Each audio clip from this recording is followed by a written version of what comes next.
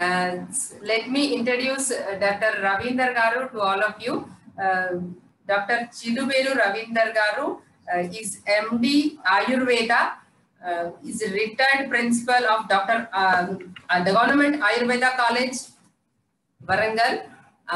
He was also, before that, he was also the principal at Warangal, Dr. BRKR GSE Hyderabad. Now he is full-time specialty practitioner at Vidyanagar, OU Road, Hyderabad. He is very much senior person to all of us. He was associated professor and professor UG reader PG from 2006 to 2013 and up to 2020, lecturer, assistant professor from 2000 to 2006 at AL Government Ayurveda College, Warangal at in Prasuti, Sri and Balaroga, 6 years. He is having so many degrees. నేను ఎంత చెప్పాలనుకుంటే కూడా time సరిపోదు, అన్ని ఉన్నాయి సార్కి. అసలు చాలా ఎక్స్ట్రా కరిక్యులర్ యాక్టివిటీస్ లో కూడా సార్ చాలా ఇన్వాల్వ్ అయి ఉన్నారు. Is also associated with yoga, is specialized in Prasuti services, Ayurveda lo specialized unnaru. He is also national treasurer for Kashyapi Ayurveda Gynecologist and Obstetrician Foundation India registered, and broadcasting his life story with the title Zindagi in V6 Telugu TV channel focusing on normal delivery propaganda. And so many are there. I don't know. చాలా ఉన్నాయి, సారే చెప్తారు. నేను నాకంటే సారే చెప్పగలుగుతారు. Sir మా గురించి మా టైం తీసుకొని వచ్చినందుకు ధన్యవాదాలు సార్. మా అందరికి మీ సజెషన్స్ అండ్ మోటివేషన్ ఇవ్వండి సార్.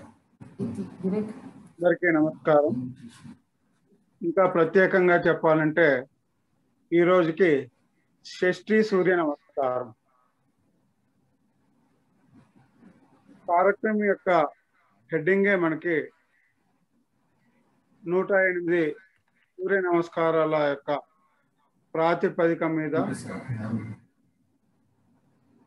15 రోజుల కోసం, అంటే అంతర్జాతీయ యోగా దినం రోజు ముగింపులాగా ప్లాన్ చేస్తున్నట్టుగా నిర్వహిస్తున్నటువంటి శోభాదేవి గారికి, అంతకంటే ఎక్కువగా ఇతోదిక ఉత్సాహంతో సరిగ్గా నేను చూస్తున్నాను బిగినింగ్ నుండి షష్ఠి సూర్య నమస్కారాలాగే షష్ఠి పార్టిసిపెంట్స్ కూడా ఇక్కడ ఉండడం కోఇన్సిడెంటల్ కావచ్చు. ఇంకా మరొక విషయం ఏంటంటే సరిగ్గా షష్ఠి నిమిషాలు కూడా గడిచింది వారి కార్యక్రమానికి. అలా 60 ఒక అదృష్ట సంఖ్యలాగా కొనసాగుతున్నటువంటి ఈ కార్యక్రమానికి నన్ను పిలిచినందుకు మొదటగా కృతజ్ఞత తెలియజేస్తున్నాను. అలాగే కార్యక్రమం అనేది యోగ సాధన. యోగ సాధన ఎందుకు చేస్తున్నాము అనే ప్రశ్న మనం వేసుకున్నప్పుడు మొదట్లోనే కార్యక్రమం హెడ్డింగ్ లో సహజ ఆరోగ్య యోగా అనే టైటిల్ తో ఉంది. కాబట్టి ఇక్కడ ఒకటి సహజంగా అంటే ఏ రకమైనటువంటి మందులు మాకులు లేకుండా ఆరోగ్యాన్ని కాపాడుకోవడం కోసం ఈ యోగ సాధన ఎలా ఉపయోగపడుతుంది అనే అర్థం ఇందులో ఇమిడి ఉందని చెప్పచ్చు.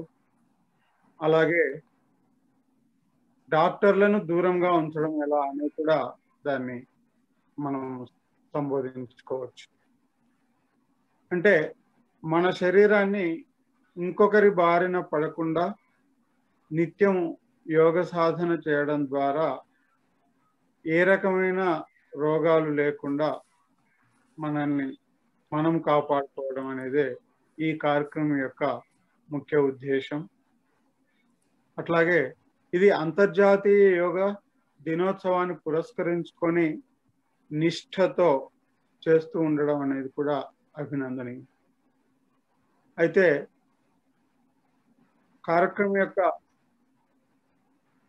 లక్ష్యాన్ని చేయడం కోసం ఈ యోగ సాధన అనేది సహజంగానే మనం చాలాసార్లు చెప్తుంటాం, ఆరోగ్యం అనగానే శారీరక ఆరోగ్యం, మానసిక ఆరోగ్యం 2 విషయాలు వస్తాయి. శరీరం లేకుండా మనసు లేదు, మనసు ఉంటే గాని శరీరం కుదుట పడదు. అంటే ఈ రెండిటికి కూడా అవినాభావ సంబంధం ఎప్పుడూ ఉంటుంది. అంటే ఆరోగ్యాన్ని కాపాడుకోవాలి అంటే తప్పనిసరిగా మనం అటు శారీరకంగా ఇటు మానసికంగా ఆరోగ్యంగా ఉంటేనే ఇవన్నీ సాధ్యపడతాయి. సో ఈ రెండిటిని కూడా కలబోతగా ఏకకాలంలో మనకు ఉపకరణం లాగా, ఒక టూల్ లాగా ఉపయోగపడేదే మనకి యోగ సాధన. సో నిజంగా చెప్పాలంటే యోగ సాధన అనేది ఎన్నో దృక్కోణాలలో ఎందరో సాధకుల యొక్క ఇష్టాయిష్టాలను బట్టి కొంత కొత్త పుంతలు తొక్కుతూ మౌలిక సిద్ధాంతాన్ని కూడా ఒక్కోసారి దారి మరల్చుకుంటూ ఎవరి యోగ వారిదిలాగా కూడా సాగుతూ ఉన్న సందర్భాలు ఉన్నాయి. అందుకే టైటిల్స్ కూడా వేరు వేరు పేర్లతో పెట్టుకున్నప్పటికీ కూడా అల్టిమేట్లీ శారీరకంగా మానసికంగా ఆరోగ్యంగా ఉండడం అనేది లక్ష్యంగా ఉంటుంది. సో పతంజలి మనకు నిర్దేశించినటువంటి యోగ గురించి మాట్లాడినప్పుడు, ఎందుకంటే ఎవరెన్ని మార్పులు చేర్పులు చేసినా కూడా అల్టిమేట్గా యోగ దర్శనములో లేదా యోగ సూత్రలో ఏవైతే చెప్పారో అవే మనకు ఫాలో కావాల్సినటువంటి విషయాలు అవుతాయి. కాబట్టి అష్టాంగ యోగ సూత్ర పతంజలి తెలిపినటువంటివి. ఆ అష్టాంగ యోగ అనడంలోనే 8 దశలతో కూడిన లేదా 8 భాగాలతో కూడిన లేదా 8 మజిలీలతో కూడినటువంటి యోగ సాధన అనేది మనకు అర్థమవుతుంది. అంటే యమ, నియమ, ఆసన, ప్రాణాయామ, ప్రత్యాహరణ, ధారణ, ధ్యాన, సమాధి అని 8 దశలుగా లేదా 8 మజిలీలుగా యోగ సాధన ఉండాల్సి ఉంటుందనేది ఇది ప్రాతిపదిక, పతంజలి నిర్దేశించినటువంటి ప్రాతిపదిక. ఈ మజిలీలలో యోగ సాధన చేసినప్పుడే యోగ సాధనకు ఏదైతే లక్ష్యం అంటున్నామో, ఆరోగ్య సాధన కావచ్చు, మానసిక సాధన కావచ్చు, వాస్తవానికి 2 కలిపి అనేది సిద్ధించడం జరుగుతుంది. నిజానికి చెప్పాలంటే అదే మనకు మోక్షం. సో సమాధిలో చిట్ట చివరగా చెప్పేది మోక్షం అని. ఇక్కడ మోక్షం అన్నప్పుడు చూడండి, మనం వ్యవహారికంగా కూడా మనకు కావాల్సిన వస్తువును మనం పొందినప్పుడు లేదా మన లక్ష్యాలను చేరినప్పుడు అబ్బా మోక్షం కలిగిందిరా అంటాం. అంటే అర్థమైంది, మనం లక్ష్యాన్ని చేరుకోవడం అని. ఇక్కడ యోగ సాధన అనేది 2 అంశాలతో ముడిపడి ఉంటుంది. ఒకటి ఇహలౌకిక మోక్ష సాధన, రెండవది పరలౌకిక మోక్ష సాధన అని చెప్పచ్చు మౌలికంగా. ఇక్కడ ఇహలౌకిక మోక్ష సాధన అంటే సాధారణంగా మనిషి పుట్టుక అనేది చతురేషణాలు, అంటే 4 రకాలైనటువంటి లక్ష్యాలతో కూడినటువంటి, అది ధర్మ, అర్థ, కామ, మోక్షాలని చెప్తుంది. వీటిల్లో ధర్మార్థ కామాలు అనేది గృహస్థాశ్రమం, అంటే సాంసారిక జీవితం గడిపే వాళ్ళకి అనేది తప్పనిసరి అయినటువంటి. వీటిని సక్సెస్ఫుల్ గా సాధించడం కోసం కూడా ఇప్పుడు చెప్పినటువంటి అష్టవిధ యోగ మజిలీలు ఉపయోగపడతాయి. అంటే సక్సెస్ఫుల్ సాంసారిక జీవితం అనేది దానిలో కూడా మనకు ఈ యోగ సాధన ఉపయోగపడుతుంది. అట్లాగే సన్యాసాశ్రమం స్వీకరించిన వాళ్ళకి వయస్సుతో సంబంధం లేకుండా, లేదా సాధారణంగా మనకు చతుర్విధ ఆశ్రమ ధర్మాలు హైందవ ధర్మంలో చెప్పబడుతూ ఉంటాయి. అవి చిట్ట చివరిది సన్యాసాశ్రమం అంటాం, దానికంటే ముందు గృహస్థ ఆశ్రమం అంటాం, ఇంకా దానికంటే ముందు సాధారణంగా ఈ బ్రహ్మచర్యం ఇవి చెప్పడం జరుగుతుంది. సో వీటన్నిట్లలో కూడా చిట్ట చివరి ఏదైతే సన్యాసాశ్రమం ఉంటుందో అప్పుడు పూర్తిగా ఆధ్యాత్మికమైనటువంటి జీవనం ఉంటుంది కాబట్టి దానికి కూడా యోగ సాధన. సో అలా మానవుడు ఏవైతే చతుర్విధ మార్గాలు ఉంటాయో వాటన్నిటిని చేరడము కోసం లేదా పొందడము కోసం ఈ విభిన్నమైనటువంటి సాధనాలు అన్నీ కూడా ఈ యోగ దర్శనంలో లేదా అష్టాంగ యోగ సూత్రలో నిబిడీకృతమై ఉంటాయి. సో అందుకోసమనే మనకు ప్రాక్టికల్ గా చూసిన ప్రాపంచికంలో రెండు అంటే ఈ 8 రకాలైనటువంటి అష్టాంగ యోగ సూత్రాలని రెండుగా కుదించి హఠయోగము రాజయోగము అని చెప్పడాలు లేదా సాధనలు చేయడం అనేది జరుగుతుంది. అంటే రాజయోగం అంటే ఇక్కడ మనకు ఏకాదశేంద్రియాలు ఉంటాయి. ఆ ఏకాదశేంద్రియాలలో మనసు అనేది రాజులాగా వ్యవహరిస్తుంటుంది. ఆ మనసును నియంత్రించడం కోసం ఏదైతే సాధన ఉంటుందో అవన్నీ కూడా మనకు రాజయోగం పేరుతో అభ్యాసంలో ఉన్నాయి. అట్లాగే భౌతికమైనటువంటి ఆరోగ్యం లేదా శారీరకమైనటువంటి ఆరోగ్యాన్ని పొందడం కోసం మనకు హఠయోగం పేరుతో పిలువబడుతూ ఉంటాయి. సో సాధారణంగా ఆసనాభ్యాసము, ప్రాణాయామము, వీటికి తోడు మరిన్ని బంధములు, ముద్రలు అని చేర్చి హఠయోగ సాధన అనేది ప్రాచుర్యంలోకి వచ్చింది. అట్లాగే ప్రత్యాహరణ, ధారణ, ధ్యాన, సమాధి వీటిని బేస్గా తీసుకొని రాజయోగం ప్రాచుర్యంలోకి వచ్చింది. అంటే ఇక్కడ ఇలా రావడానికి కారణం ఏంటంటే విభిన్న వాదాలు. మనసు మంచిగా ఉంటేనే కదా మనం శరీరాన్ని నియంత్రించుకునేది అనే సైద్ధాంతికత ఆధారంగా ముందుకెళ్ళినటువంటిది రాజయోగం అయితే, మనస్సుకు వాహనము లేదా ఆధారము శరీరము కదా, మరి శరీరము ఆరోగ్యంగా లేకుంటే మనసు ఎలా స్థిమితం అవుతుంది అనే ప్రశ్నకు జవాబుగా శరీరం మంచిగా ఉంటే మనసును కూడా మంచిగా ఉంచుకోవచ్చు అనే సైద్ధాంతిక ఆధారంగా డెవలప్ అయినటువంటిది లేదా ప్రాచుర్యంలోకి వచ్చినటువంటిది హఠయోగం.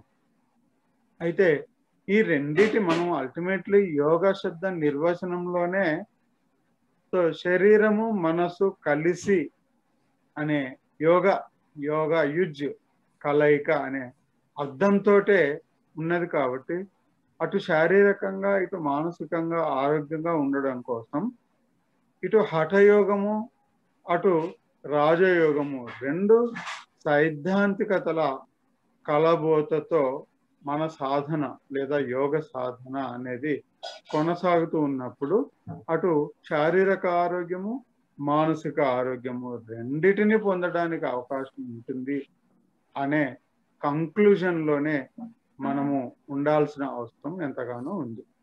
అయితే ఈ రెండిటికి కూడా ఒక రకంగా ఈ యోగ సాధన అనేది ఒక పంట చేను అనుకుంటే ఏ విధంగా అయితే మనం విత్తనం నాటడం, విత్తనం నాటేప్పుడే ఒక మంచి విత్తనాన్ని సెలెక్ట్ చేసుకోవడం, అట్లాగే ఒక భూమిని సాగు చేయడం, సో దాన్ని దుక్కి దున్నడం చేస్తాము, చెత్త చెదారం ఉంటే తీస్తాము.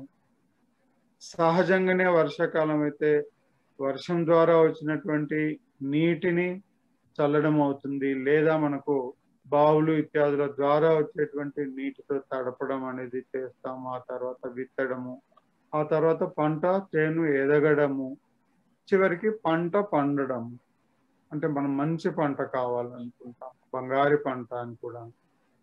సో అలా ఎన్ని రకాలైనటువంటి దశలు అయితే ఉంటాయో, అదేవిధంగా మనము యోగ సాధన ద్వారా ఆరోగ్యం అనే పంట పండడం కోసం తప్పనిసరిగా ఈ రకమైన అన్ని సాధనలు కూడా ఉపయోగపడతాయి.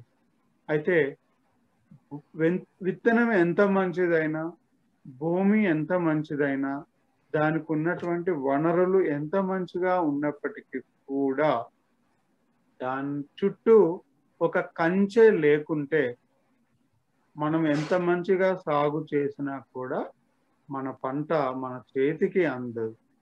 అంటే మన లక్ష్యాన్ని చేరుకోము. ఎందుకంటే పంట చేను చుట్టూ ఎన్నో అవాంతరాలు రావచ్చు, పశువులు రావచ్చు, లేదా దొంగలు రావచ్చు ఈ పంట చేనును నాశనం చేయడానికి లేదా దొంగతనం చేయడానికి. కాబట్టి పంట చేనుకు ఎప్పుడు కూడా ఒక కంచె, ఒక ఫెన్సింగ్ అనేది తప్పనిసరి అవసరం ఉంటుంది. ఆ ఫెన్సే మనకు యమ నియమ అనే రూపంలో మిగిలిన అన్ని సాధనల కంటే ముందుగా చెప్పబడింది. అందుకనే అష్టాంగ యోగ అనగానే యమ నియమతో మొదలవుతుంది.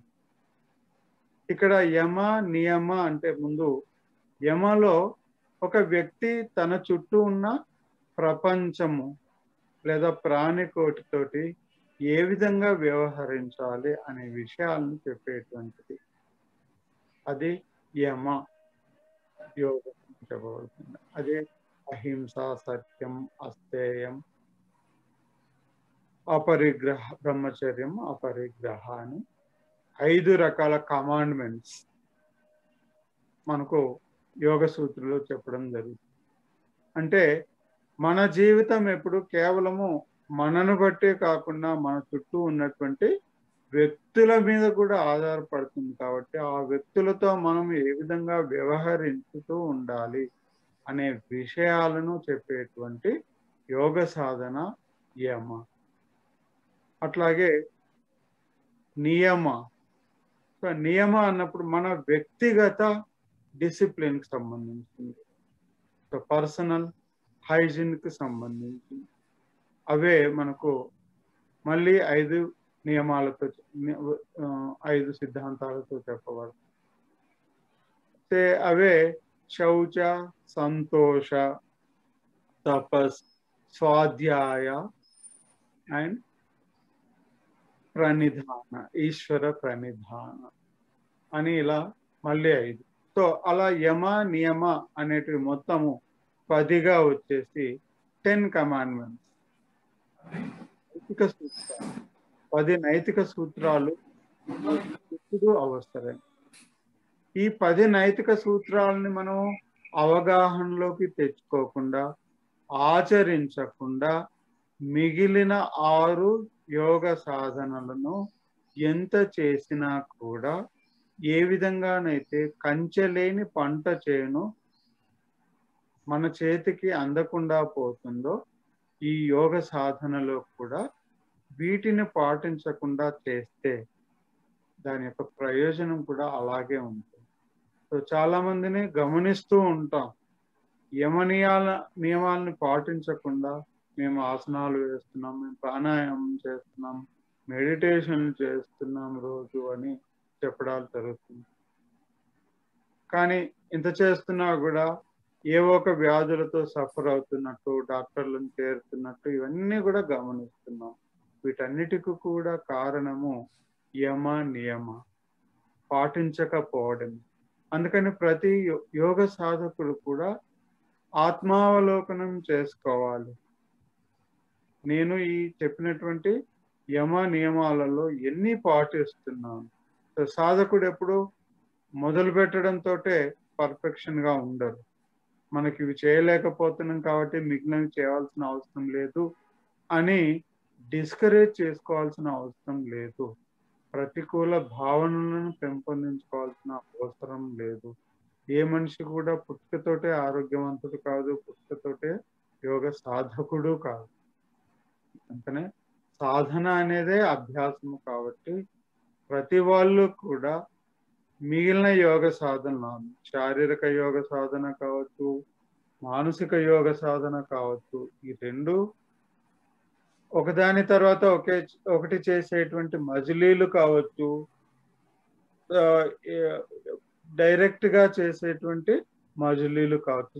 డైరెక్ట్ యోగాసనాలే చేస్తున్నారు అనుకోండి, లేదా డైరెక్ట్ మెడిటేషనే, ధ్యానమే చేస్తున్నారని అనుకోవచ్చు. కాక చేసే క్రమంలో తప్పనిసరిగా ఈ కంచెను మనం వేసుకున్నామా లేదా అనే ఆత్మావలోకనం చేసుకోవడం ద్వారా ఎన్ని తప్పులు జరుగుతున్నాయని అనుకుంటామో వాటన్నిటిని కూడా క్రమక్రమంగా, ఇందాక చెప్పాము, మనము పై మిద్దె చేరాలనుకుంటే ఒక్కొక్క మెట్టు మాత్రమే ఎక్కగలుగుతాము, ఏకంగా జంప్ చేసి మిద్దె ఎక్కలేము కదా. అదే మాదిరిగా మజిలీలు అనేవి ఒక రకంగా మెట్లు. సమాధి అవస్థ అనేది మోక్ష అవస్థ, ఆనందానికి చేరినటువంటి దశ. ఎందుకంటే మనం ప్రతి పని ఆనందంగా ఉండడం కోసం దాన్ని బ్రహ్మానందం అని కూడా అంటాం. అంటే అనిర్వచనీయం. మనం ఒక కోరుకున్న లక్ష్యాన్ని చేరినప్పుడు ఎంతైతే అనిర్వచనీయమైనటువంటి ఆనందాన్ని పొందుతామో, అలాగే మనము పర్ఫెక్ట్ ఆరోగ్యం ఉండడం కోసం ఈ మజిలీలుగా నేర్చుకుంటూనే, ఆ నేర్చుకోవడంలో భాగంగానే ఈ సూర్య నమస్కారాలు అనేటివి కూడా ఆసన అభ్యాసంలో ఒక దశ, ఒక భాగం అని చెప్పారు. నిజంగా చెప్పాలంటే సూర్య నమస్కారాలలో ఆసనాలు ఉన్నాయి. ఆసనాలు శరీరము పర్ఫెక్ట్ గా ఉన్నప్పుడు సాధ్యమవుతుంది. అందుకోసమని దాన్ని సూక్ష్మ వ్యాయామంతో మొదలు పెట్టడం అనేది జరుగుతుంది. ఇవి ఏ దశలో చేసినప్పటికీ కూడా తప్పనిసరిగా ప్రతి వ్యక్తి check your self, your social hygiene, అట్లాగే పర్సనల్ హైజీన్, యమ నియమ అనే సూత్రాలను ఎంతవరకు పాటిస్తున్నాం అనేది కూడా చేసుకోవడం ద్వారా ఆసనాలు చేయడం వల్ల వచ్చేటువంటి ప్రయోజనాలు, ఆ తర్వాత ప్రాణాయామం చేయడం వల్ల వచ్చే ప్రయోజనాలు పొందగలుగుతాం. అంటే ఇంతవరకు, అంటే యమ నియమ ఆసన ప్రాణాయామ, ఈ 4 కలిపి శారీరక సౌష్ఠవాన్ని ఇవ్వడానికి ఎంతగానో ఉపయోగపడతాయి. మనకు అనిపించచ్చు ప్రాణాయామం అంటే కేవలం బ్రీతింగ్ ఎక్సర్సైజే కదా అని, కానీ అక్కడ ప్రాణ అని ఉంది. మనిషికి ప్రాణం 3 రకాలుగా చేరుతుంది. ఎందుకంటే తెలుసు కదా అందరికీ, ఇది పాంచభౌతిక శరీరము, మన సృష్టి అంతా పాంచభౌతికము, మనం తీసుకునేటువంటి ఆహారం కూడా పాంచభౌతికము. ఆ పాంచభౌతికాలలో తప్పనిసరిగా వాయువు ఉంటుంది, తర్వాత పృథ్వీ, తర్వాత జలధాతు ఉంటుంది, అగ్నిధాతువు ఉంటుంది. సో వీటన్నిటి కదలికలు ఉండాలంటే ఆకాశము ఉండాల్సింది. సో ఆకాశము సర్వంతర్యామిగా ఇటు శరీరంలో సృష్టిలో ఉంటుంది. మిగిలిన ఏవైతే 4 భూతాలు ఉంటాయి, ఈ 4 భూతాల ఆధారంగా మనము తీసుకునేటువంటి ఆహారము, మనము త్రాగేటువంటి పానీయము జలధాతువు, తీసుకునే ఆహారము పృథ్వీధాతు ప్రధానంగా ఉంటుంది. అట్లాగే మనం పీల్చేటువంటి వాయువు, సో వాయు భూతం. సో ఇవన్నీ కూడా శరీరంలోకి పరిణామం చెందాలంటే అగ్ని, శరీరంలో అగ్ని, జీర్ణ వ్యవస్థ, మెటబాలిక్ వ్యవస్థ, ఇవన్నీ కూడా ఉంటాయి.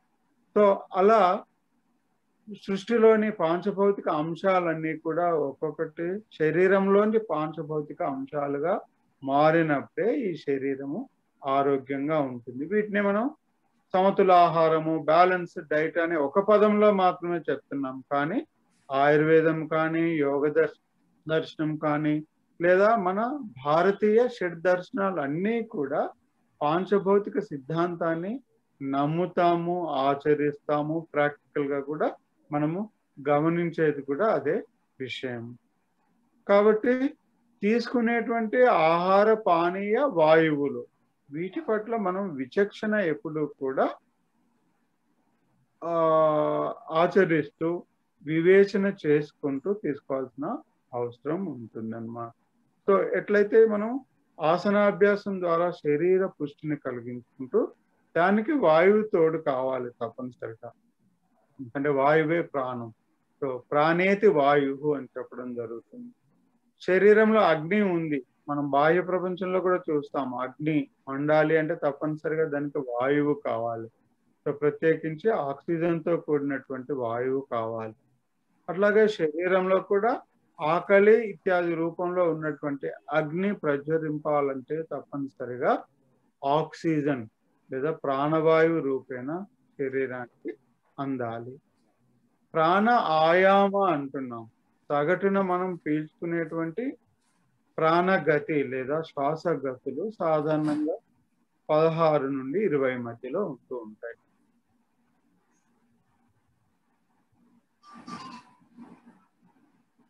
So are you audible and visible? Yes sir, yes sir. Everyone is in yoga with me. కలయిక యోగా కాబట్టి యోగా అనే పదాన్ని వాడాను. సో బోర్ ఏం కావట్లేదు కదా? ఏం లేదు సార్, చెప్పండి sir. No sir, not at all. It is very very interesting. Please tell sir. Okay. So ఇలాంటి మన సృష్టి చుట్టూ ఉన్నటువంటి పాంచభౌతిక అంశాలని మన శరీరంలోకి మార్చుకోవడమే డైజెషన్ అండ్ మెటబాలిజం. ఆధునిక శాస్త్రంలో ఏం చేస్తున్నాం? ఆహారము అనగానే carbohydrates, proteins, fats, vitamins, minerals అని ఎలా అయితే మాట్లాడుతున్నామో చూడండి, కోఇన్సిడెంటల్ గా అక్కడ కూడా 5 రకాల అంశాలు ఉన్నాయి. అట్లాగే ఎన్ని రకాల ఆహారాలు తీసుకున్నా కూడా చివరికి ఇవి శరీరంలో 4 మూలకాలుగా మారుతాయి. మనం 4 భూతాలని చెప్పాం. ఆకాశము వంట ఉంది, ఇంట ఉంది, బయట ఉంది. అట్లాగే మనం ఏదైతే సైన్స్ గురించి మాట్లాడుతున్నామో అందులో కూడా ప్రాథమికంగా 4 మూలకాలే ఉంటాయి. ఈ 4 మూలకాలలో ఉండేటువంటి అంశాంశ కల్పన, సో కలయిక తీసివేతల యొక్క ఆధారముగా కెమిస్ట్రీ రసాయన శాస్త్రం ఏర్పడుతుంది. మనం తీసుకునే వాయువు కానీ ఆహారం కానీ చివరికి రసాయన శాస్త్రం అనేది చెప్తాం. వీటన్నిట్లలో కూడా 4 మూలకాలు ఉంటాయి. మీ అందరికీ తెలుసు కానీ అన్వయించుకోలేదు. అవే nitrogen, oxygen, hydrogen and carbon. ఈ 4 మూలకాలతోటే ఈ సృష్టి అంతా ఉంటుంది. మన శరీరంతో సహా మనం తీసుకునేటువంటి ఆహారం. ఈ 4 మూలకాలకు భిన్నంగా ఇంకా ఏ రకమైన మూలకాలు ఉండవు. చూడండి ఎంత సహజంగానే కోఇన్సిడెంటల్ గానే మనకు పంచభూత సిద్ధాంతము ఆధునిక సైన్స్ లో కూడా ఇమిడిపోయింది. అట్లాగే మనం తీసుకునేటువంటి ఆహార అంశాలు ఎన్ని రసాయనికాలుగా ఉన్నప్పటికీ కూడా చిట్ట చివరిగా మన శరీర కణాలలో ఈ 4 మూలకాలుగా మారవలసిందే. అందుకనే మనము నమ్మేటువంటి, మనము ఆచరించేటువంటి ఈ పాంచభౌతిక వాదము అనేది ఇప్పుడు ఉన్నటువంటి ఆధునిక శాస్త్రానికి సమానము. ఇంకా చెప్పాలంటే మాతృక, తల్లి లాంటిది. సో కాబట్టే ఆధునిక వైద్య శాస్త్రం ఎంత ఎదిగినా కూడా ప్రత్యేకించి పాశ్చాత్య దేశాల నుండి మనకు ఆధునిక శాస్త్రం అందింది అని ఎంత చెప్తున్నప్పటికీ కూడా దానికి కూడా మాతృక మన భారతీయ దర్శనాలే అని చెప్పచ్చు. అలాంటి దర్శనాలలో ఉన్నటువంటి యోగ దర్శనం, అలాంటి యోగ దర్శనాన్ని ఇప్పుడు ప్రాపంచికంగా ప్రచారములోకి రావడానికి, ప్రసారములో రావడానికి ప్రథమ ప్రభుత్వాలు అంటే తొలి ప్రభుత్వాలు అంటే స్వతంత్ర భారతదేశంలో తొలి ప్రభుత్వాలు ప్రయత్నం చేసినప్పటికీ కూడా అంతకు ఎన్నో 1000 రెట్లుగా ప్రస్తుతము ఉన్నటువంటి కేంద్ర ప్రభుత్వము మన యోగ దర్శనాన్ని ప్రాపంచికంగా తయారు చేసినారు. వారి యొక్క కృషి ఫలితంగానే నేడు మనము ఈ సమయంలో ఇక్కడ కలుసుకునే అవకాశము అదృష్టం జరిగిందని చెప్పచ్చు. సో అలాంటి పరిస్థితులలో ఈ యోగా సాధన అనేది అంతర్జాతీయ యోగోత్సవంగా కొనసాగడంలో మనము భాగస్వామ్యం అయినందుకు నిజంగా మనము ప్రస్తుతం ఉన్న భారతీయ జనతా పార్టీ యొక్క కేంద్ర ప్రభుత్వాన్ని తప్పనిసరిగా మనం శ్లాఘించాల్సిందే. ఎందుకంటే ఆ ప్రాచుర్యంలోకి వచ్చినటువంటి యోగ సాధన వలన మనము మరింత ఆరోగ్యంగా ఉండడానికి దోహదం చేస్తుంది. ఎందుకంటే ఏ అంశమైనా ప్రచారము ప్రసారము లేకుండా పెంపొందడం లేదా వృద్ధి చెందడం అనేది జరగదు. కాబట్టి ఈరోజు కరోనా అనేది మనకు ఒక అవరోధంగా, ఒక శాపంగా వచ్చినప్పటికీ కూడా నిజంగా చెప్పాలంటే ఇండైరెక్ట్ గా మనందరినీ దగ్గరికి చేర్చిందేమో అని కూడా అనిపిస్తుంది. సో సాధారణంగా మనం కష్టాల్లో ఉన్నప్పుడు ఒక చోట గుమికడిన వాళ్ళం ఐకమత్యం కూడా పెరుగుతుంది. సో ఆ ఐకమత్యం పెరగడంలో కూడా మనకు ఈ యోగ సాధన ఎంతగానో ఉపయోగపడుతుంది. కాబట్టి అంతేకాకుండా మన భారతీయ వైద్య పద్ధతులను దేశీయ వైద్య పద్ధతులు అంటాం. అంటే ఆయుర్వేదంతో పాటు యోగా, ప్రకృతి వైద్యం, ఆ తర్వాతి క్రమంలో మన భారతీయ వైద్యంలో అంతర్భాగముగా ఇమిడిపోయినటువంటి యునాని వైద్యం, సిద్ధ, సో హోమియోపతి కూడా విదేశాల నుండి వచ్చినప్పటికీ కూడా మూలికా వైద్యానికి దగ్గరలో ఉండడం వల్ల ఇలా మన ఈ భారతీయ వైద్యాలన్నీ కూడా అలోపతిని మనం తీసివేయాల్సిన అవసరం లేదు. అది అదనంగా మనకు అలోపతి, అలో అంటే యాడెడ్ వన్ అని అర్థం. అంటే దేశీయ వైద్య పద్ధతులకు అదర్ సిస్టమ్ గా పాశ్చాత్యులు మనకు అంటించి వెళ్ళారని అనుకోవాల్సిన అవసరం లేదు. సో దేశీయంగా మారిందని కూడా చెప్పచ్చు. కాబట్టి ఈ అన్ని వైద్య పద్ధతులలో ఏ వ్యాధులకు ఏ పద్ధతి ఏ వ్యక్తులకు సౌకర్యముగా, ఎందుకంటే సౌకర్యం అనేది వాళ్ళకున్న వసతులు కావచ్చు, ఆర్థిక వనరులు కావచ్చు, వాటన్నిటిని బట్టి కూడా అందిపుచ్చుకొని అందరూ తప్పనిసరిగా ఆరోగ్యంగా ఉండడం ద్వారా, ఎందుకంటే ఆరోగ్యమే మహాభాగ్యం అని కూడా అన్నాం. కాబట్టి ఈ అన్నిట్లలో కూడా యోగ సాధన అనేది కానీ ఖర్చు లేకుండా మనము పెంపొందించుకోవడానికి, ఆరోగ్యాన్ని సాధించుకోవడానికి ఉపయోగపడుతుంది. కాబట్టి ఒక రకంగా అది కేవలం యూనివర్సల్ ఎక్సర్సైజే కాదు. ఎక్సర్సైజ్ అనగానే ఫిజికలే అనుకోవాల్సిన అవసరం లేదు కదా, అభ్యాసానికి ఉపయోగించేటువంటి ఉపకరణం.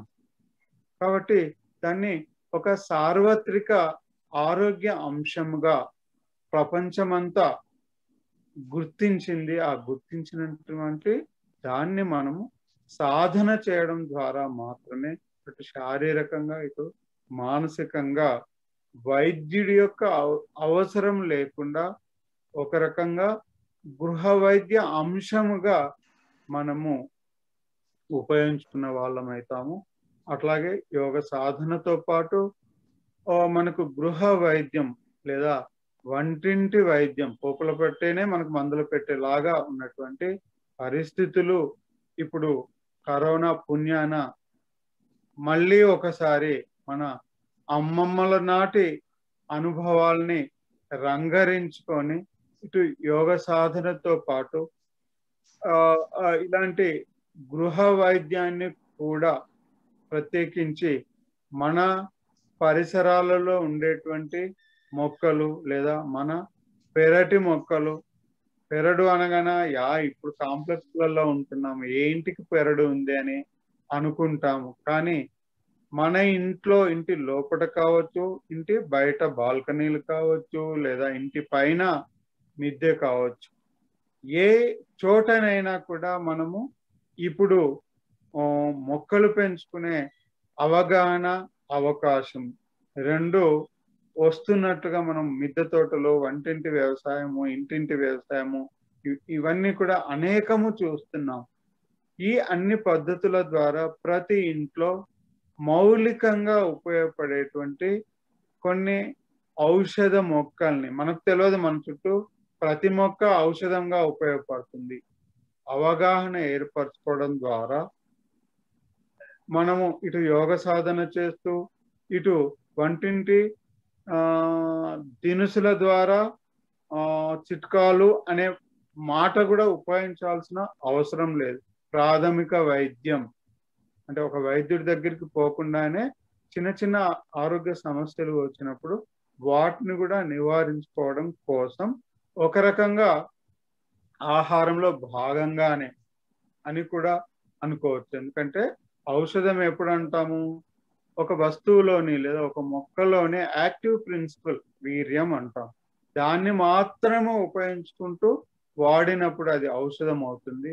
అలా కాకుండా ఇందాక చెప్పుకున్నాం ప్రతి వస్తువు పాంచభౌతికమే అన్నాం కాబట్టి మొక్కలు కూడా ఒక వస్తువుగానే ఉంటుంది. అందులో కూడా పాంచభౌతిక అంశాలు ఉంటాయి. అన్నిటినీ తీసుకున్నప్పుడు శరీరానికి ఏది లోపం ఉంటే ఆ పాంచభౌతిక అంశము శరీరానికి ఎక్కువగా ఉపయోగించుకొని ఆరోగ్యం స్థిరీకరింపబడుతుంది అనే సిద్ధాంతాన్ని బేస్గా ప్రతి ఔషధ మొక్క ఉపయోగపడే చాయిస్ ఉంటుంది కాబట్టి మొత్తంగా వాడుతున్నాం. అంటే పంచాంగం అంటాం. ఒక మూలికను శాంతంగా వాడినప్పుడు శరీరానికి ఏది అవసరం ఉంటే అది శరీరానికి అందుతుంది. ఆ లోపంతో, ఏ భూతాంశ లోపంతో అయితే వ్యాధులు కలుగుతాయో ఆ భూతాంశం సవరింపబడి ఆ వ్యాధులు నిర్మూలింపబడతాయి. సో అలా మన ఇంటి పట్టునే పెంచుకునేటువంటి చాలా మొక్కలు ఔషధాలుగా పనిచేస్తాయనే అవగాహనను కూడా పెంపొందించుకుంటే కనుక ఇటు యోగ సాధన, ఇటు వంటింటి వైద్యం లేదా ఇంటి వైద్యం లేదా గృహ వైద్యం ఈ రెండింటిని కనుక మనం అభ్యాసంలో ఉంచుకుంటే ఈ కరోనా కాదు కదా, అలాంటి ఏ రకమైనటువంటి భవిష్యత్తు వ్యాధులు ఉన్నా కూడా వాటిని నిరోధించుకునే, నేను నివారించి అనట్లేదు, నిరోధించుకునే అవకాశం దొరుకుతుంది. దాన్నే వ్యాధి నిరోధక శక్తి అంటున్నాం. సో అలా ప్రతి వ్యక్తి కూడా వ్యాధి నిరోధక శక్తి పెంపొందించుకోవడం ద్వారా వైద్యున్ని దూరంగా ఉంచుకునే అవకాశం ఉంటుంది. స్వయంగా నేను వైద్యుని అయినప్పటికీ కూడా మీ ముందు దాదాపు 60 వయసులో మీ ముందు ఉన్నాను. నేను 60కి చేరువలో, రిటైర్డ్ ప్రిన్సిపల్ అని విన్నారు కాబట్టి 60కి చేరువలో ఉన్నప్పటికీ కూడా ఈ మౌలిక సిద్ధాంతాల్ని దాదాపు పాటించే క్రమంలో ఉన్నాము. కాబట్టి నేను వస్తుతః యోగా ప్రకృతి వైద్య కుటుంబంలో జన్మించిన వాడుగా పుస్తకాలు చదివి కేవలం పుస్తక జ్ఞానంతో చెప్తున్నాను అనుకోవాల్సిన అవసరం లేదు. అనుభవ జ్ఞానంతో మీ ముందు ఉన్నాను కాబట్టి ప్రతి వాళ్ళింట్లో యోగా ప్రకృతి వైద్యం ఉండాల్సిన అవసరం లేదు. అభ్యాసమే కదా, ఎవరొకరు అభ్యాసంతో వాళ్ళింట్లో ఇంటి వైద్యంగా మార్చుకున్నారు. కాబట్టే ఇలా అందరూ కూడా డాక్టర్ శోభ డాక్టర్గా అని సంబోధించడంలో కూడా నాకు అతిశయోక్తి అనిపించట్లేదు. డాక్టర్ కాకున్నప్పటికి కూడా ఆరోగ్య ప్రాణ ప్రదాతే కాబట్టి సామాజిక వైద్యులు అనొచ్చు. ఇంకా ఒక రకంగా చెప్పాలంటే సోషల్ డాక్టర్స్ అంటున్నా, వాళ్ళు కూడా వెరీ వెరీ ఇంపార్టెంట్. కేవలం పట్టాలు తీసుకొని వైద్యం చేస్తేనే వైద్యులు అని అనుకోవాల్సిన అవసరం లేదు. సో ఆరోగ్య ప్రదాతలు, ప్రాణ ప్రదాతలు ఎవరైనా కూడా నిజంగా చెప్పాలంటే వైద్యులుగానే మనం భావించవచ్చు. అలాంటి వైద్యాన్ని, సామాజిక వైద్యాన్ని సామాజిక స్పృహతో యోగ సాధన అనే ఉపకరణాన్ని తీసుకొని మీ అందరికీ ఆరోగ్యాన్ని పెంపొందించడంలో తన వంతుగా ప్రయత్నం చేస్తున్నటువంటి శోభాదేవి గారికి ఈ సందర్భంగా అభినందనలు తెలియజేస్తూ యోగ సాధనని ప్రస్తుతము అంశంగా సూర్య నమస్కారాల పేరుతో ఒక రకంగా ఇక్కడ సూర్య నమస్కారాలు పేస్ మేకర్స్, ఒక హార్ట్ పనిచేయడం కోసం ఎట్లయితే పేస్ మేకర్ అని ఇన్బిల్ట్ గా దైవదత్తంగానే మనకు హృదయంలో ఎట్లా అయితే ఉంటుందో, అది ఫెయిల్ అయినప్పుడు బయట నుండి కూడా పేస్ మేకర్స్ పెడతారు. అట్లాగే మనకు సహజంగానే యోగాభ్యాసంలో లేని వాళ్ళుగా యోగ సాధన చేసే వాళ్ళందరూ కూడా ఇక్కడ మనకు సూర్య నమస్కారాల పేరుతో శోభాదేవి గారు పేస్ మేకర్స్ ని మీ హృదయాలలో ఇప్పుడు అందిస్తున్నట్టుగా మీరు భావించి ఈ సూర్య నమస్కారాలే కాదు, అనేకమైనటువంటి తదనంతరము నేను అనుకుంటాను తన యొక్క షెడ్యూల్స్ లో ఉండి ఉండవచ్చు.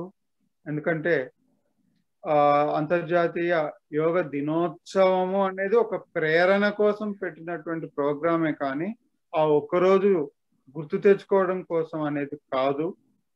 కాబట్టి ఆ యోగ దినోత్సవం అనేదే ఒక పెద్ద పేస్ మేకర్ అయితే దాంట్లో శోభాదేవి గారు తీసుకున్నటువంటిది ఒక పేస్ మేకర్. అట్లాగే దాంట్లో ఒక లఘు భాగంగా ఒక చిన్న అంశంగా సూర్య నమస్కారాలని 108 సార్లు సాధన చేసే కార్యక్రమం. మనకు 108 అనగానే కూడా ఆరోగ్యమే గుర్తొస్తుంది, ఎందుకంటే అంబులెన్స్లన్నీ 108 కదా. సో అలాంటి అంబులెన్స్ లో మీరందరూ ప్రయాణం చేస్తున్నారుగా భావించచ్చు. అంబులెన్స్ తో ప్రయాణిస్తా, అంబులెన్స్ లో రోగులు కదా అని అనుకోండి, మీరు చేసే కాబట్టి అలాంటి ఈ యోగ సాధన ఈ సూర్య నమస్కారాలతో కొనసాగుతూ ఆ తదనంతరము నిల్చుని చేసే యోగా, కూర్చుని చేసే యోగా, పడుకొని చేసే యోగా ఆసనాలుగా కొనసాగాలని కోరుకుంటూ ఈ సందర్భంగా ఈ అవకాశాన్ని నాకు ఇచ్చినటువంటి, అట్లాగే ఎంతో ఓపికగా దాదాపు 30 నిమిషాల పైనే నేను చెప్పేటువంటి అంశాలని వింటూ విన్న ఈ 60 మంది ప్లస్ లో ఏ ఒకరిద్దరు కూడా దాన్ని సార్థకం చేసిన నేను ఒక డాక్టర్గా ధన్యుని అయినా అని భావిస్తూ నేను ముగిస్తున్నాను. అందరికీ కృతజ్ఞతలు. Thank you sir, thank you very much. చాలా బాగా డీటెయిల్డ్ గా ఎక్స్ప్లెయిన్ చేశారు అన్ని విషయాలు. అసలు డాక్టర్ గా మీరు ఉంటూ మళ్ళీ డాక్టర్లకు దూరంగా ఉండే ఇలాంటి వైద్య విధానం మనం ఎట్లా సెల్ఫ్ గా చేసుకోవాలి, అండ్ చేసేది కూడా మియర్ ప్రాక్టీస్ కాకుండా యమ నియమాలను ఎలా జోడించి మన జీవన విధానంలో భాగం చేసుకోవాలి అనేది మాకు చక్కగా వివరించారు సార్. చాలా డీప్ గా చెప్పారు, చాలా విషయాలు చెప్పారు. చాలా సంతోషం సార్, మీరు చక్కగా టైం తీసుకొని మా గురించి ఇన్ని మంచి విషయాలు చెప్పారు. మేము ఈ ప్రాక్టీస్ తర్వాత రెగ్యులర్ గా రోజు కూడా మా క్లాసెస్ ఉంటాయి సార్, మార్నింగ్ అండ్ ఈవినింగ్ నేను క్లాసెస్ చెప్తాను. సో ఇది అనేది ఎందుకు చేసామంటే టు ఇన్వాల్వ్ మోర్ పీపుల్, ఎక్కువ మందిని ఇన్వాల్వ్ చేయాలి, కనీసం అవేర్నెస్ రావాలి, కొంతమంది అయినా స్టార్ట్ చేయాలి ఇప్పటి వరకు చేయని వాళ్ళు అనే ఉద్దేశంతో కొంచెం ఇలాంటి ప్రోగ్రామ్స్ చేస్తున్నాం సార్. మేము మీ ఆశీర్వాదంతో ఇట్లానే ముందుకు సాగుతాం sir. Thank you very much. అందరూ క్లాప్స్ కొట్టండి సార్ కి. Thank you very much sir. ఎవరైనా సార్ ఏమైనా అడగాలనుకుంటే 1 or 2 క్వశ్చన్స్ అడగొచ్చు సార్ ని. Happy morning sir. Very good morning. Very good morning sir. నా పేరు రవా శ్రీదేవి, నేను ముషీరాబాద్ లో ఉంటాను. సో ఈ రోజు మీ సెషన్ లో నేను కొంచెం లేట్ గా జాయిన్ అయినా, మీ క్లాస్ మిస్ అవ్వకుండా విన్నానని చాలా హ్యాపీగా ఫీల్ అవుతున్నాను. ఎందుకంటే అంత వాల్యుబుల్ ఇన్ఫర్మేషన్ ని మీరు మాకందరికి చాలా మంచి విషయాలు, ఈరోజు మంచి విషయాలు చెప్పే వాళ్ళే తగ్గిపోయారు. అలాంటి టైంలో మీరు మాకు వచ్చి ఎంత వాల్యుబుల్ ఇన్ఫర్మేషన్, అసలు యోగా అంటే ఏంటి, ఎలా ఉండాలి, ఈ ప్రాబ్లమ్స్ కి దూరంగా ఎలా ఉండాలి, మనల్ని మనం ఎలా సేవ్ చేసుకోవాలని చాలా వండర్ఫుల్ ఇన్ఫర్మేషన్. మీకు నా ప్రత్యేక ధన్యవాదాలు. అయితే నాకు యోగా అంటే చాలా ఇష్టం సార్, ప్రాణం. యోగా చేయాలి, కొన్ని ఆసనాలు చేయాలి, ఇవన్నీ ప్రాణాయామం చేయాలి, సూర్య నమస్కారాలు చేయాలి అని చాలా చాలా ఇంట్రెస్ట్ అన్నమాట.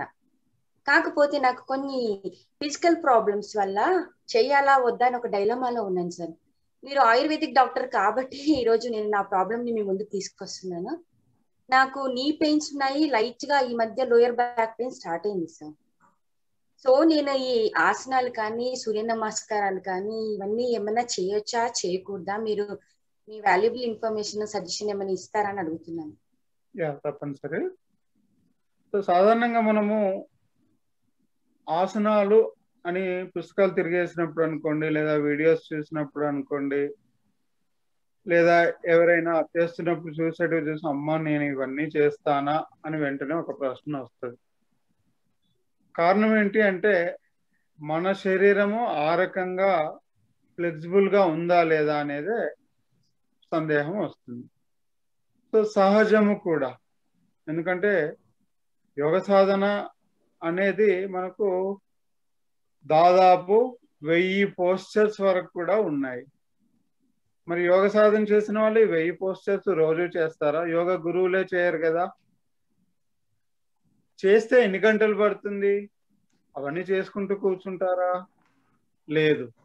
అంటే అన్ని రకాలైనటువంటి యోగాసనాలు వచ్చాయంటేనే అర్థం వయసును బట్టి కావచ్చు, ఆరోగ్య స్థితిగతులను బట్టి కావచ్చు, శరీర స్థితిగతులను బట్టి కావచ్చు, శరీర ఆకృతి యొక్క స్థితిగతులను బట్టి కావచ్చు, వీటన్నిటిని బేస్గా తీసుకొని ఎవరెవరికి ఏ ఆసనాలు సానుకూలంగా ఉంటాయో వాటిని సెలెక్ట్ చేసుకుని, ఈ సెలెక్షన్ అనే దగ్గరే గురువు అనే విషయం వస్తుంది.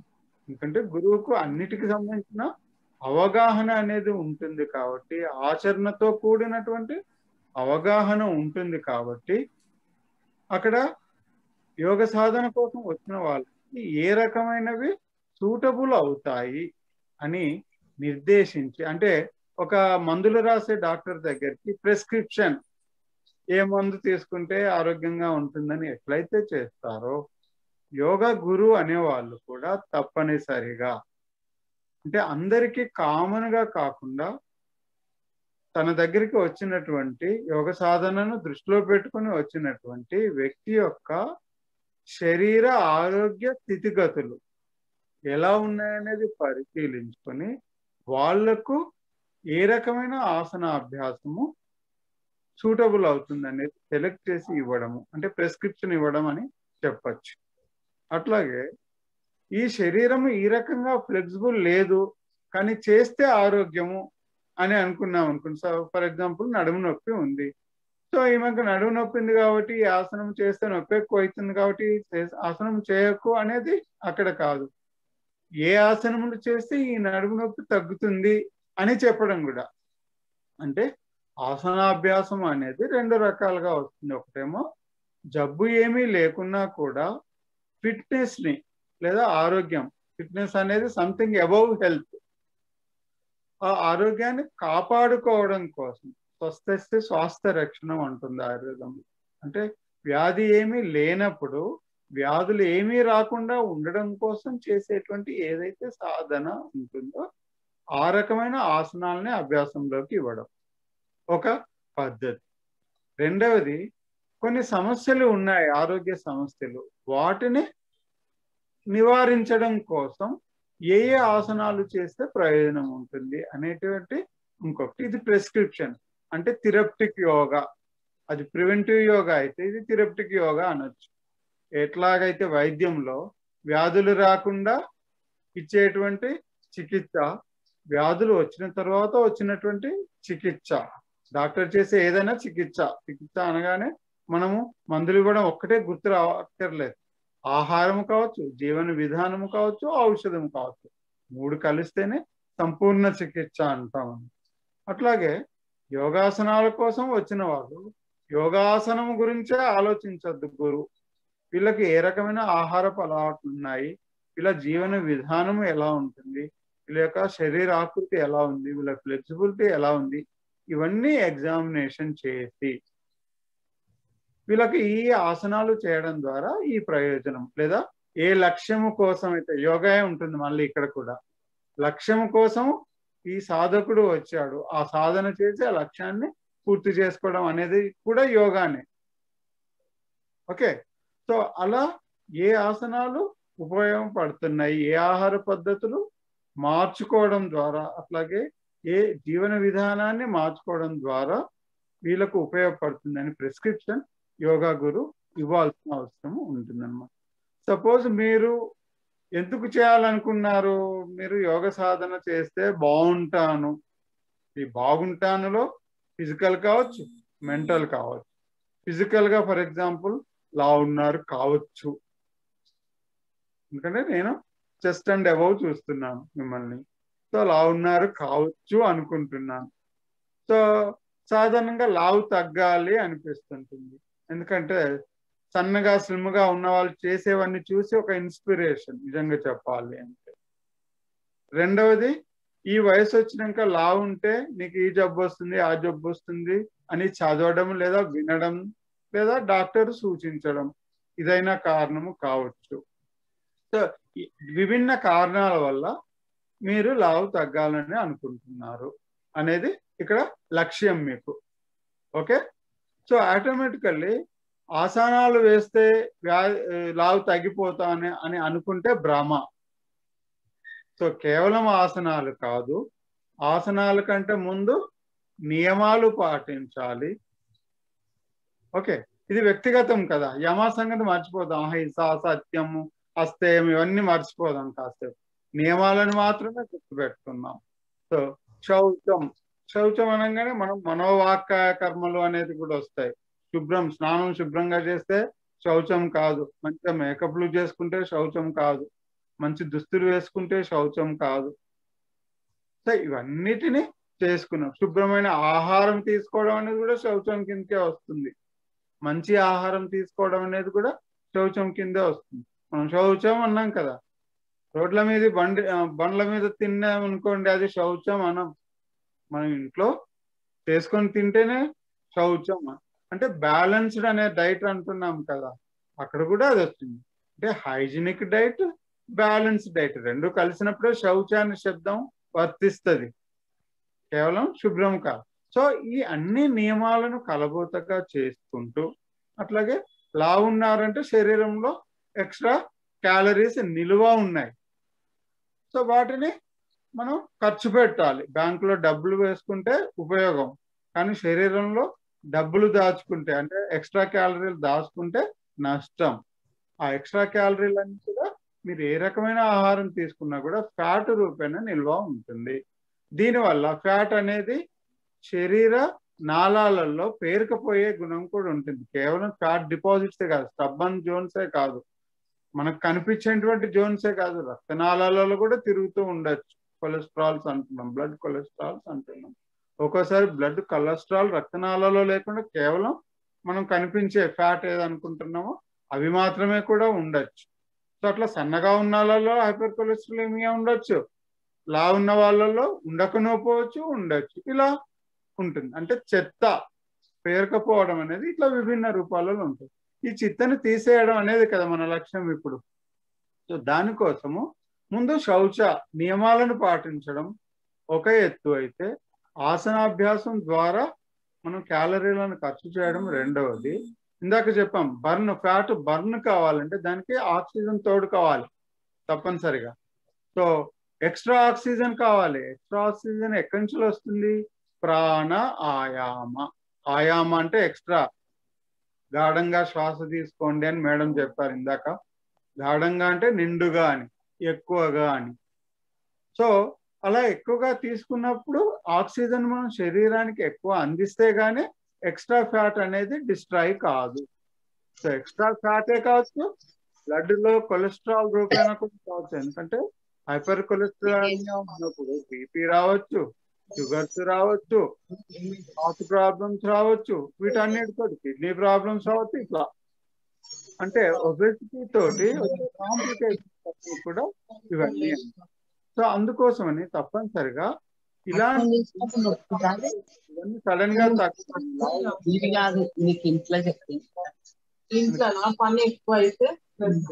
రాలేదు కదా ఈ వ్యాధి. సో అట్లా ఒక్క వ్యాధి అనేది అనేక వ్యాధులకు దారి తీసే అవకాశం ఉంటుంది. కాబట్టి ఈ శరీరం అనే వాహనాన్ని ఫిట్నెస్ తో ఉంచుకోవడం ద్వారా దీని వలన వచ్చేటువంటి ఇతర అనుబంధ వ్యాధులన్నిటినీ కూడా మనం నిర్మూలించుకునే అవకాశం ఉంటుంది. సో అందుకోసమే ఆసనాలతో పాటు ప్రాణాయామ అభ్యాసం కూడా వస్తుంది. అట్లాగే నియమాలు పాటించడం చేసినప్పుడు తప్పనిసరిగా ఫిజికల్ ఆరోగ్యం వస్తుంది. ఆ మనం మెడిటేషన్ చేసేటువంటి ప్రత్యాహరణ ధారణ అనేటివి కూడా మనం చేయొచ్చు అన్నమాట. సో ఆ రెండిటికి కూడా త్రాటక యోగం అనేది ఉంటుంది. ధ్యానం మంచిగా పర్ఫెక్ట్ గా కావాలంటే త్రాటక పద్ధతి చేయడం ద్వారా ధ్యానాన్ని డెవలప్ చేసుకోవచ్చు. అట్లాగే శౌచ ఆసనాభ్యాసం చేస్తూ ప్రాణాయామం చేయడం ద్వారా ఫిజికల్ ఫిట్నెస్ మెయింటైన్ చేసుకోవడానికి అవకాశం ఉంటుందన్నమాట. Thank you మహోదయ.